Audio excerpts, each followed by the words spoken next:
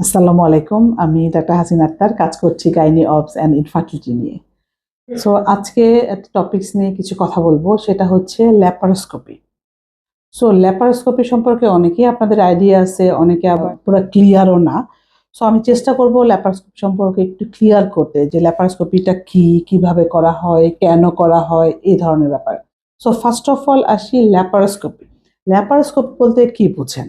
Laparoscopy actually আমি যদি আপনাদেরকে সাধারণ ল্যাঙ্গুয়েজে বুঝাই, সেটা হচ্ছে কি হোল সার্জারি। কি হোল মানে ল্যাপারোস্কোপি একটা এন্ট্রি টেকনিক, মানে অ্যাবডোমেন বা পেটের মধ্যে ঢোকার একটা টেকনিক। এটাকে অনেকে কি হোল সার্জারিও বলে। নাভির পাশে দিয়ে একটা ফুটো করে ক্যামেরা নিয়ে পেটের মধ্যে ঢোকা হয়, এবং বিভিন্ন জায়গায় এনাদার দিয়ে একটা ফুটা করা হয়। সেটা হলো পজিশন বুঝে, যে আমরা কি ধরনের সার্জারিতে যাব সেই অনুযায়ী আলাদা যে হোলগুলা করা হয়, এটা হচ্ছে পজিশন বুঝে। যদি আমরা গাইনোকোলজিস্টের সার্জারিতে যাই, তাহলে আমরা তলপেটে আরো 2টা বা 3টা ফুটা করে নেই। যদি অন্যান্য সার্জনরা, যেমন এই ল্যাপারোস্কোপি করে কিন্তু গল ব্লাডারও ফেলা হয়, তাদের হোলটা থাকে অন্য জায়গায়। সো এটা patient to patient, surgery to surgery differ করে। তাহলে আসলো ল্যাপারোস্কোপিটা। তাহলে আমরা কি বুঝলাম? ল্যাপারোস্কোপি হচ্ছে একটা কি হোল সার্জারি, মানে হচ্ছে এটা পেটটা ওপেন না করে, মানে বড় একটা কাটা না দিয়ে, শুধুমাত্র একটা ফুটো দিয়ে পেটের মধ্যে ঢুকা এবং সেখানে অপারেশন করা। এটাই কিন্তু এট এ গ্ল্যান্স এটা ল্যাপারোস্কোপি।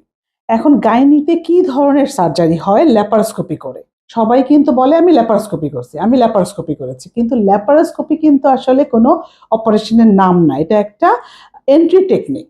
সো ল্যাপারোস্কোপির পরে কিন্তু বিভিন্ন নাম থাকবে। যেমন আমরা গাইনিতে 1 নাম্বার প্রসিডিওর করে থাকি ডায়াগনস্টিক, মানে আমরা দেখি যে ওভারি, ইউটেরাস, টিউব ঠিক আছে কিনা। তাহলে এই ধরনের সার্জারিকে আমি বলতেছি ডায়াগনস্টিক ল্যাপারোস্কোপি। মানে কি? শুধুমাত্র দেখা। তার মানে আমরা এখানে কি করছি? ল্যাপারোস্কোপি বা ক্যামেরা নিয়ে ভিতরে ঢুকে দেখতেছি যে ওভারিটা, ইউটেরাসটা ভালো আছে কিনা, এবং ডাই দিয়ে দেখা হচ্ছে টিউবগুলা খোলা আছে কিনা, এবং এখানে আদার্স কোনো অ্যাবনর্মালিটিস আছে কিনা। তাহলে এটার নাম হচ্ছে ডায়াগনস্টিক ল্যাপারোস্কোপি। এটাই ফার্টিলিটি ডাক্তার হিসাবে, যে ইনফার্টিলিটিস্ট, আমরা এটাই সবচেয়ে বেশি করে থাকি, যে আমরা দেখি যে সব ঠিক আছে কিনা।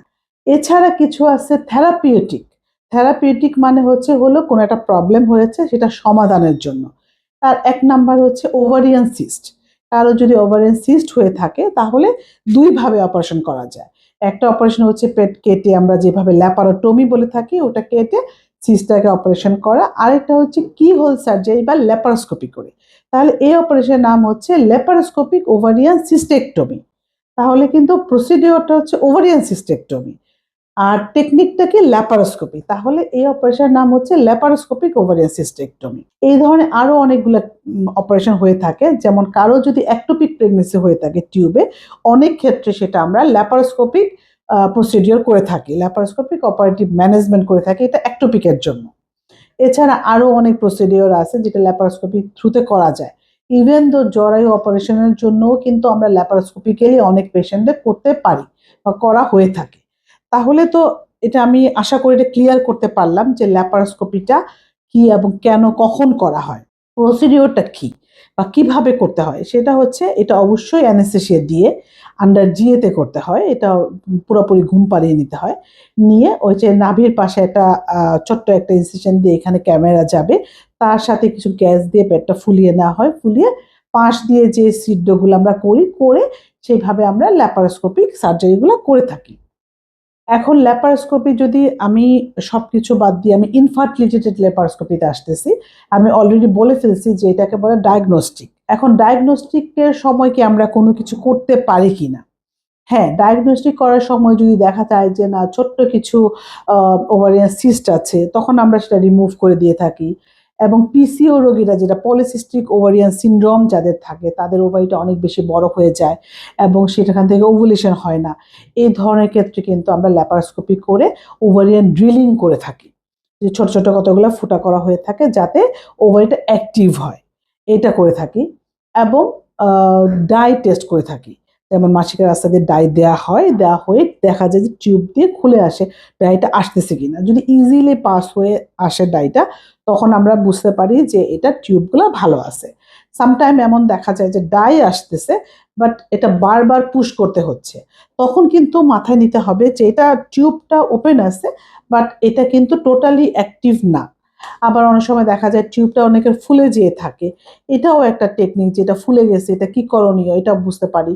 তো এই ধরনের প্রসিডিউরগুলো কিন্তু, এই ধরনের আইডিয়াগুলো কিন্তু আমরা এই ল্যাপারোস্কোপি বা কিহোল সার্জারি করে নিয়ে থাকি। সো ল্যাপারোস্কোপি আমরা দুইভাবেই করে থাকি, একটা ডায়াগনস্টিকের জন্য আর এটা হচ্ছে অপারেশন করার জন্য। তো ল্যাপারোস্কোপি করলে কোনো রিস্ক আছে কিনা, এটা এটা এটা পরবর্তী কোয়েশ্চেন সবারই এসে থাকে। সো আমি এক কথায় বলি যে নাই, এটা হবে না। যে কোনো প্রসিডিওরে আপনার রিস্ক থাকবেই। তো এখানে আপনার কি রিস্ক আছে? এক নাম্বার রিস্ক হচ্ছে অ্যানেস্থেসিয়া হ্যাজার্ড। এই যে আপনি একটা ল্যাপারোস্কোপিতে যাবেন আন্ডার জিএতে বা জেনারেল অ্যানেস্থেসিয়া, অবশ্যই একটা অ্যানেস্থেসিয়া হ্যাজার্ড থাকবে। তো আমরা সেটা প্রিভেন্ট করার জন্য সব ধরনের টেস্ট করে, অ্যানেস্থেসিয়া চেক আপ করে, সব সেফটি মেজার নিয়ে আমরা যাই, কিন্তু রিস্ক তো কিছু পার্সেন্টেজ হলে থাকবেই। এবং ফার্দার অপারেটিভ কোনো রিস্ক আছে কিনা। সো অপারেটিভ রিস্কের মধ্যে পেটটা যে গ্যাস দিয়ে ফুলিয়ে নেওয়া হয়, অনেক সময় পেশেন্টদের একটু পেটে ব্যথা হয়, শোল্ডার টিপ পেইন হয়। তো এগুলোও যাতে না হয়, ওই ধরনের জন্য আমরা সর্বোচ্চ চেষ্টা করে থাকি যাতে এই ধরনের প্রবলেমগুলো না হয়। অনেকের আবার দেখা যায় একটা কিছু রিস্ক থাকে, অনেক সময় একটু ব্লিডিং হতে পারে, এবং এমন হতে পারে যে আমরা কিহোল সার্জারি করতে যাচ্ছি, কিছু কমপ্লিকেশন দেখা দিচ্ছে, যার জন্য পেটটা ওপেন করে বা পেট কেটে ফার্দার সেই প্রবলেমগুলোকে সারাতে হতে পারে। তো এই ধরনের কমপ্লিকেশনগুলা বা প্রবলেমগুলো হতে পারে। তো মনে রাখবেন যে কোনো প্রসিডিউর আপনি যান না কেন, তার অবশ্যই কিছু রিস্ক তো থাকবেই। তারপরেও এই রিস্কগুলোকে কিভাবে মিনিমাইজ করা যায় ওটা আমরা চেষ্টা করি, এবং কিছুটা রিস্ক হাতে নিয়েই বা আল্লাহর উপর ভরসা করে আমরা প্রসিডিউরগুলো যাই, যাতে রিস্কগুলো না হয় সেই স্টেপগুলো নিয়ে। তারপরে আমরা অলওয়েজ যে কোনো সার্জারি করার সময় পেশেন্টকে বলে নিই যে তোমার এই রিস্ক কিন্তু হতে পারে। তো খুব যে অনেক রিস্কি প্রসিডিউর আমি তা বলবো না, শুধু ডায়াগনস্টিক প্রসিডিউর হলে এটা খুব অল্প রিস্ক নিয়েই করা হয়, এটা খুব অনেক বেশি রিস্ক নাই, তবে অবশ্যই কিছু না কিছু রিস্ক তো থাকেই। আর ফার্দার যদি আরো কিছু কোনো কোয়েশ্চেন থাকে আপনি অবশ্যই আমাকে আস্ক করতে চান। আমি আশা করি প্রাইমারি একটা ধারণা আপনাদেরকে দিতে পেরেছি যে এটা ল্যাপারোস্কোপিটা কি বা কেন করা হয়ে থাকে। তারপর কিছু কোয়েশ্চেন থাকলে অবশ্যই আমাকে জানতে চাবেন, আমি সেটা মেসেজ দিয়ে দিব। Thank you.